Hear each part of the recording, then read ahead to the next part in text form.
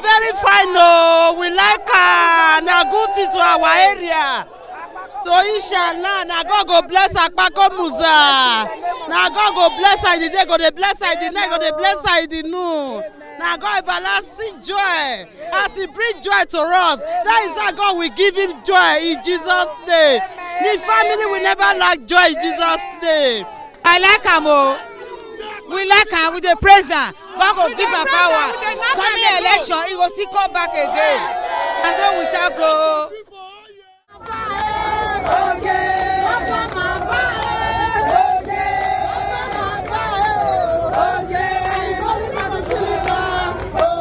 As the April 2026 completion timeline for the Ramat Park flyover draws near, Governor Okpebholo, accompanied by the Commissioner for Works, Dr. Felix Akabue, Permanent Secretary of the Ministry, Engineer John Obano, and other government functionaries, was on a routine inspection to ascertain the level of progress and quality of work delivered. The work is moving very fast. I never expected this to happen this soon. For me, I am very, very happy, and I believe that they will deliver as agreed. Contractor handling the flyover project, Lee Jiangzhao, disclosed that the 14 spans of beams have already been fixed, with 8 remaining as part of the superstructure work expected to be completed before Christmas. Edo State Commissioner for Works, Dr. Felix Akabue, also assured that the project will be delivered on schedule. We will try to finish it before Christmas so that we have enough time to do the remaining service lot and the road work. Satisfied with the work, and I'm sure you are seeing yourselves, they are doing a very solid job. In a related development, and as part of efforts to address flooding on the Benin-Auchi Road by the Court of Appeal and State INEC headquarters, Governor Okpebholo inspected ongoing construction of underground drains at Obaseki Street opposite Western Boys High School off the Benin-Abo Road. The underground bus culvert, when completed, is expected to channel floodwaters from the area into the Boba River. The idea is to control the erosion that is ravaging Ramat Park. We are taking underground drainage so that this place can be accessible to people. That area, they always have the flow issue. So this one will do the underground bus cover to lean from that side down to the water side here. The twin projects were designed to address traffic congestion and persistent flooding along the Benin-Abo and Benin-Auchi highways. Kingsley Uchebu, ITV News.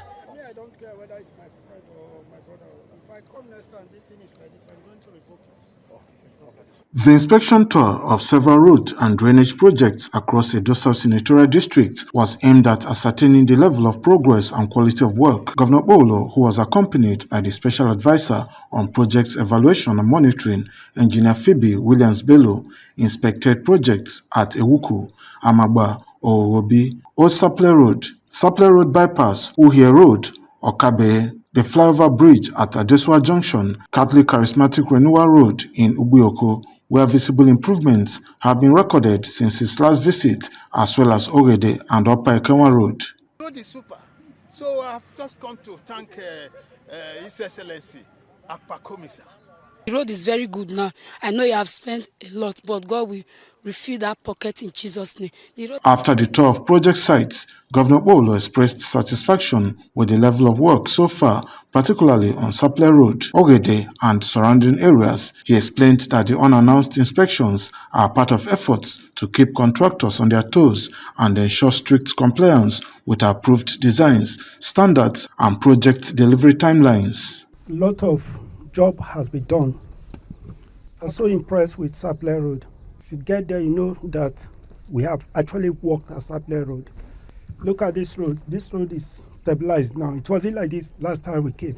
Why I'm so impressed is because we have hope, and the Renew Hope agenda of Mr. President is manifesting here in Edo State. The various projects initiated by Governor Okpebholo are part of deliberate strategies by his administration to bring governance closer to the people by opening up communities, improving connectivity, and boosting economic activities. Kingsley Uchebu, ITV You News. don't need to speculate, because my speculation will be as good as your speculation.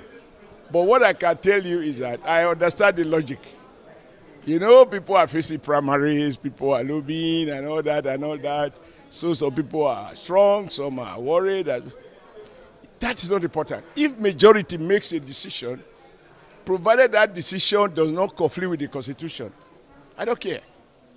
So it's not about whether I think my motion could have scaled to or otherwise. No.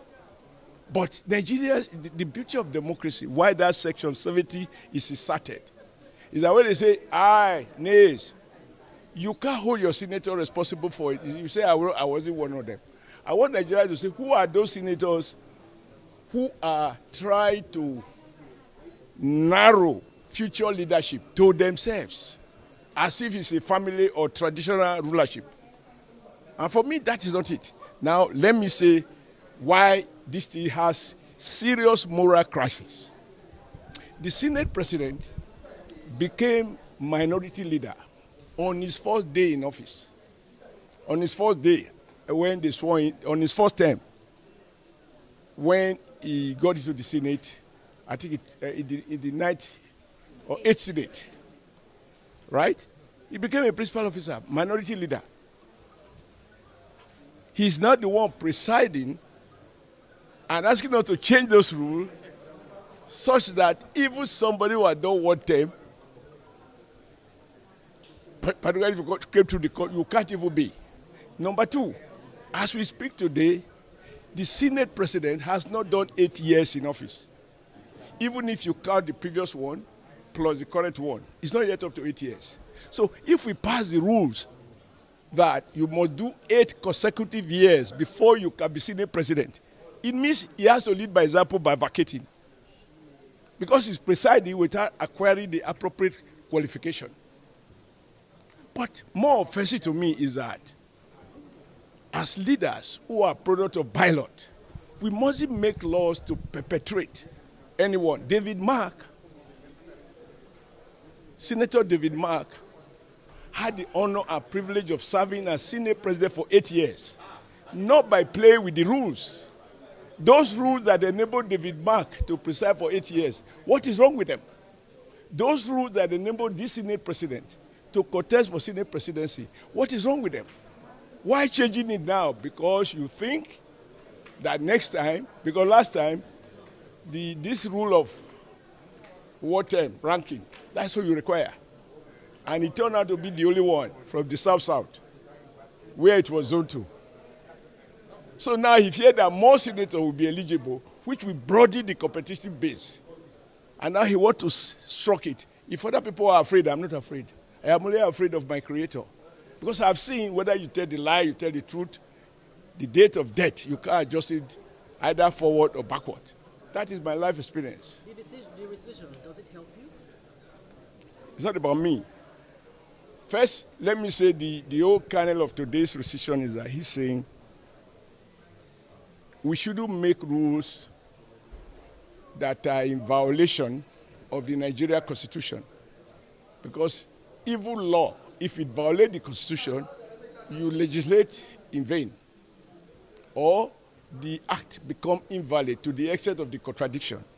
Now, go and look at, I think it's section 52 of the Constitution as to how you can become a Senate president or deputy Senate president. It simply says, upon proclamation, senators-elect shall meet, and the clerk of the National Assembly will conduct the election into the office of Senate President and Deputy Senate President. That is the Nigeria Constitution. So you cannot make rules, but you can involve a culture, say, okay, maybe we need an experienced person. But even at that level, I will say, if he has enough experience to be a minority leader without previous one-day legislative experience, if he has the experience to be elected as Senate President after just 4 years, and he will tell you he's presiding well, and we have also said he's presiding well, why does he think that 4 years is no longer enough? That you must do 8 consecutive years? The other one that is extremely provocative is to say that even people who have been in the Senate before, who are even senior to the Senate president in terms of ranking, they did 2 terms and they left. Either they were voted out, or they contested for executive position, or they were appointed as minister like himself.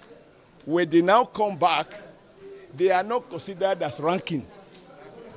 Here, if you want me to speculate, because I had the question you asked this other guy, is that he's looking at, for example, if the former deputy Senate president was to win election in Delta, Senator Omagege, because he is not in this session, in the 10th Assembly, he will not be eligible. What is special about being in the 10th Assembly? Then, even David Mark, if he was to be, even after all his previous, because he's not in the 10th Assembly, he will not be eligible. What is special about the 10th Assembly? Then Okowa, a former senator before he became governor, if he decides to contest, and I hear he's contesting, if he wins and he chooses to vie for the presidency of the Senate, what the leadership of the Senate was trying to do was to use these dubious, I use the word dubious cautiously, intervention in the rules to disqualify them. Why are you afraid? Hope Uzodinma is the one the newspaper seems to focus on. But because you don't know the whole ramification of the law. Now, tell me why you will say, as journalists, for example, that if you were editor 4 years ago, and you left to go and do, maybe, just as an example, to go and do PhD. So you left broadcasting, or even to do some other things. And then you come back, then you apply for a job, and they're looking at your CV, and you would probably say, I was editor of Channels Television or Arise TV. I was actually reporting from the National Assembly. They will say, oh, those past experience doesn't matter. Once you have left for you, and you are coming back. Who does that? Those should count in your favor, not against you. Will you still come back with emotion? Pardon? Will you still come back with emotion? First, I'm happy that on their own today, they have revised based on the provision of the Constitution. But only in part. There is still a substantial debts that are illegal and that is completely in adherence with the provisions of the Nigeria Constitution, which we are not at liberty to amend. So do you feel shortchanged yourself? No, it's not about me. Don't raise it to me. I know. I have told you I'm contesting for office.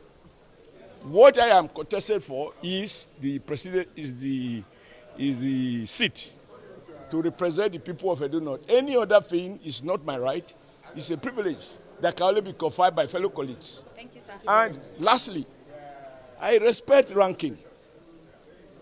But the Constitution of Nigeria does not put weight. And no matter what you want to think of yourself, it is only to the extent that it's in conformity with the express provision of the Nigeria Constitution. So all of these things will not matter. Best example, when some people supported him, and I was one of those who supported him. Ironically, I was one of those who supported him, even as a first-timer, against Senator Yari. They interpreted that Yari's first term was in the House of Rep, and therefore it's not ranking. Okay? But ranking contested that election. If he got majority, he would have won, because whatever they were saying is inferior in the face of the extra provisions of the Nigeria Constitution. I just think that you, the media, that is how Africans become live presidents. Thank you, sir. Okay. You know, when you see that of Cameroon, you see Uganda, that is how they start. So we cannot. If people choose to keep quiet, me, I will talk. Thank you, sir.